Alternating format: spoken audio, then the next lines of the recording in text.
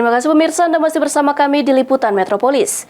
Sejak 30 September hingga 8 Oktober, sebanyak 13 pengaduan masuk ke Bawaslu Muba. Dari 13 pengaduan tersebut, baru satu yang direkomendasikan.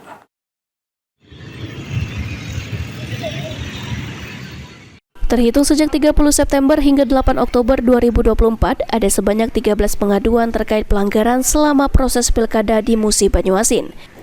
13 pengaduan tersebut, 7 diantaranya sudah ditindaklanjuti oleh Bawaslu Muba, 1 sudah direkomendasikan, dan 6 lainnya dinyatakan tidak memenuhi syarat baik formil maupun material.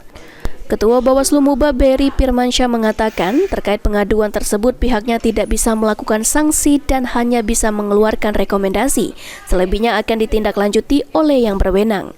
Diharapkan agar warga tetap ikut membantu mengawasi dan melaporkan segala bentuk pelanggaran maupun kecurangan selama proses pemilu berlangsung di Musi Banyuasin.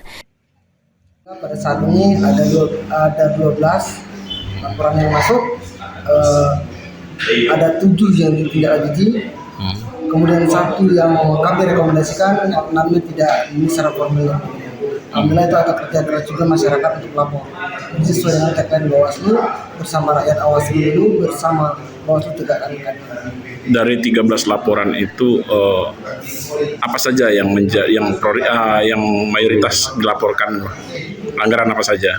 Yang pertama itu pelanggaran netralitas, itu dari ASN dan penyelenggara. Kemudian money politik ada juga, yang terakhir ada di PKP dan juga tentang pelanggaran pemasangan.